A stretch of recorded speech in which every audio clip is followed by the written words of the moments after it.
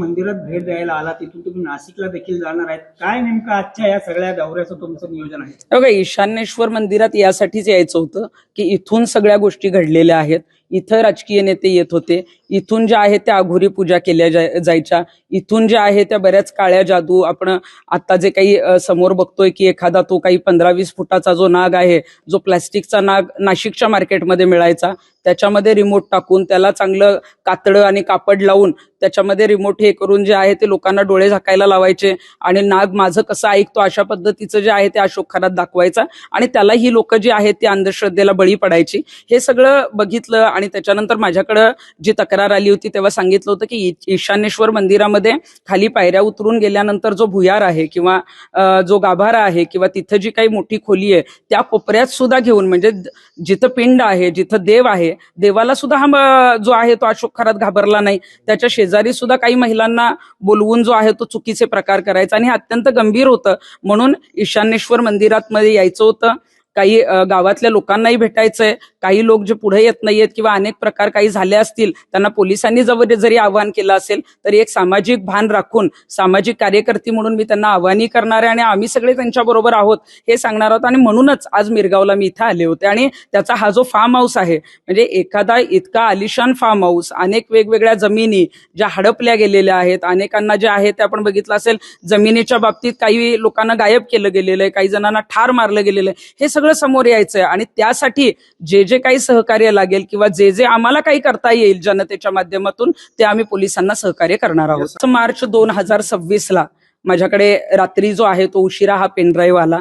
त्यातले काही गंभीर जेव्हा लैंगिक शोषणाचे व्हिडिओ पाहिले तेव्हा ते पाहिल्यानंतर 6 तारखेला तातडीनं पत्रकार परिषद घ्या असं त्या लोकांचं म्हणणं होतं. पण त्याच वेळेला त्यांनी सांगितलं की 12 मार्च 2026ला अशोक खराचं ऑस्ट्रेलियाचं जे आहे ते तिकीट काढलेलं आहे आणि आम्ही जर पत्रकार परिषद घेतली असती तर तातडीनं मला वाटते की 6 मार्चला रात्रीच तो कुठल्या तरी परदेशात गेला असता आणि हे आम्हाला नको होतं. ज्या पद्धतीचे गंभीर आणि अश्लील आणि घाणेरडे व्हिडिओ होते त्याच्यामध्ये त्याला शिक्षा होणं, त्याला जे आहे ते पोलीस कोठडीपर्यंत पोहोचवणं हे आमचं काम होतं. आणि म्हणून तातडीनं नगरचे काही लोक आमच्याबरोबर होते आणि नाशिकचे काही लोक होते. त्यामुळे नगरचे जे SP आहेत सोमनाथजी घारगे यांच्याकडे 6 मार्च 2026ला सकाळी ते प्रकरण तातडीनं आम्ही तिथं पाठवलं आणि तिथल्या SPंनी सुद्धा हे सगळे व्हिडिओ बघून त्याची गंभीर दखल घेऊन त्यांच्या ऍडिशनल SPंच्या माध्यमातून ते DGंपर्यंत पाठवलं आणि DGंनी CM पर्यंत पाठवून CMनी जे आहे ते हे गंभीर व्हिडिओ पाहिल्यानंतर नाशिक पोलिसांना आदेश दिले. आणि त्यामध्ये आपण बघितलं असेल की फिर्यादी महिला जी आहे ती तातडीनं पुढे येत नव्हती, ती 16 तारखेला आणि आली, त्यांची फिर्याद दाखल झाली आणि अशोक खरातलं जे आहे ते अटक झालेली आहे. त्यामुळे या प्रकरण माझ्याकडे 5 मार्चला आल्यानंतर तातडीनं म्हणजे साधारण 8 तासाच्या आतच आम्ही जे आहे ते पोलीस यंत्रणा असेल, शासकीय यंत्रणा असेल किंवा संबंधित मंत्री असतील त्यांच्यापर्यंत पोहोचवण्याचं काम झालं. आणि खऱ्यातला ज्या काही बेड्या ठोकल्या गेल्या त्याच्यासाठी जी एक टीम गुप्तपणे काम करत होती त्या टीमची मी एक सदस्य आहे. त्यामुळे मला अभिमान आहे की खरातचं हे जे काही प्रकरण किंवा आता पुढे ज्या काही गोष्टी येत आहेत ते पुढे आणण्यासाठी आम्ही जो आहे तो पुढाकार घेतला आणि तो यशस्वी झाला. सुरू होते या परिसरातील जे अधिकारी आहेत किंवा नेते आहेत त्यांच्या भूमिकेबद्दल तुम्हाला काय वाटतं? नाही, मला वाटतं की इथल्या नेत्यांनी खरं तर याच्यामध्ये पुढाकार घेऊन अशा विकृत आणि भोंदूबाबाला आतमध्ये घालायचं काम त्यांचं होतं.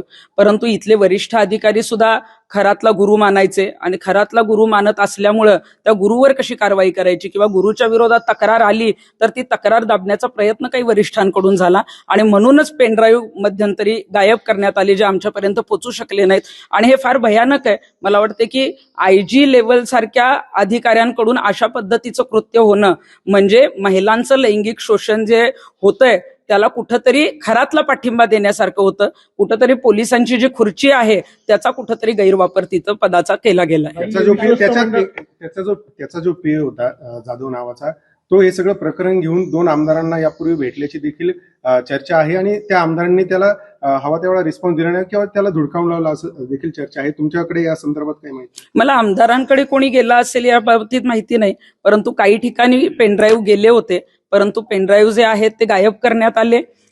खरातला जो आहे तो पाठिंबा देण्यात आला. उलट त्यालाच सांगण्यात आलं की अशा पद्धतीचं जे काही बाहेर येतंय ते तुमच्या वरिष्ठ लेवलवरून जे आहे ते हे प्रकरण दाबलं पाहिजे. अशा पद्धतीचं राजकीय नेत्यांनी काही पोलिसांनी भूमिका घेतलेल्या आहेत हे एवढं मला माहिती आहे. सुरू झालेले आरोप प्रत्यारोप काय वाटतं, महिलांना न्याय मिळवून देणं गरजेचं आहे की राजकारण करणं? हे बघा, आता मगाशी तुम्ही मला म्हणालात की माझ्यावर कोणीतरी आरोप केला किंवा त्याला प्रत्युत्तर देण्यापेक्षा माझं असं म्हणणं आहे की याच्यामध्ये महिलांना न्याय मिळाला पाहिजे.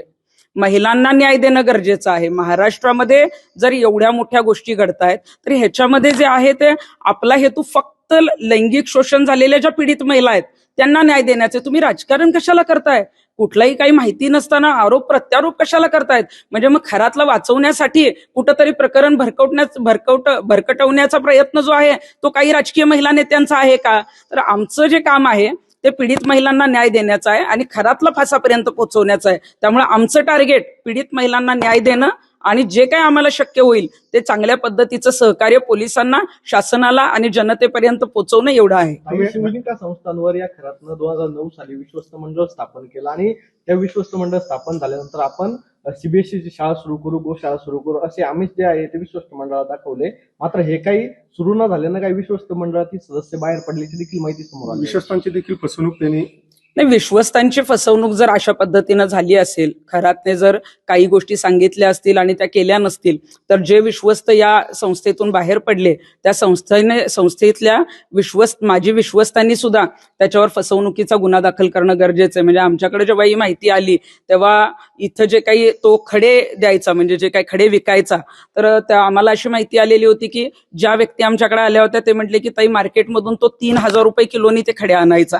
3,000 रुपये किलोने खडे आणल्यानंतर एक एक खडा जो आहे तो 3 लाखाला विकायचा आणि 1 किलोच्या खड्यातून जे आहे ते 21 कोटी रुपये तो कमवायचा. म्हणजे आपण जर बघितलं तर साध्या 3,000 रुपयाच्या किलोच्या खड्यातनं जर तो 21 कोटी रुपये कमवतोय तर अनेक सोर्सेस जे आहेत वेगवेगळे, मग त्यांच्या त्या VIP पूजा असतील, मग ते ओशनो जल असेल, आज काहीतरी मधाचं प्रकरण पुढे आलंय. लोकांना तुम्ही किती फसवताय? पण मला लोकांना हे विचारायचंय की अशोक खरात तुम्हाला फसवत गेला आणि तुम्ही का फसत गेला?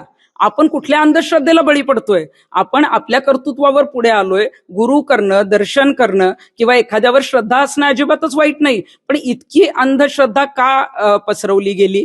किंवा मग अनेक जण म्हणायचे की जेव्हा महिलेवर अत्याचार केला जायचा किंवा या गोष्टी व्हायच्या तेव्हा तो संमोहन करायचा. आता तो संमोहन करत होता का नाही मला माहित नाही, परंतु या गोष्टी संमोहनातनं बाहेर आल्यानंतर तरी कुणीतरी पुढाकार घेऊन करणं गरजेचं होतं. आणि आमचं तर म्हणणं आहे की महिला आयोगाचं अध्यक्षपद ज्यांच्याकडे होतं, ज्यांना महिलांना न्याय देण्याचं काम करण्यात आलेलं होतं, तर आमच्या कुणाकडे हे पेन ड्राईव्ह येणं किंवा या बाबतीत आम्ही पोहोचवणं, आम्ही पोलिसांपर्यंत पोहोचणं, याच्यापेक्षा महिला आयोगाच्या अध्यक्षांनी जर पुढाकार घेतला असता आणि हे सगळं बाहेर काढलं असतं तर निश्चितच त्यांची वाहवा झाली असती. परंतु त्यांनी जे आहे ते पीडितांना न्याय न देता अशोक खरातला वाचवण्याचा प्रयत्न केला. मंदिर परिसर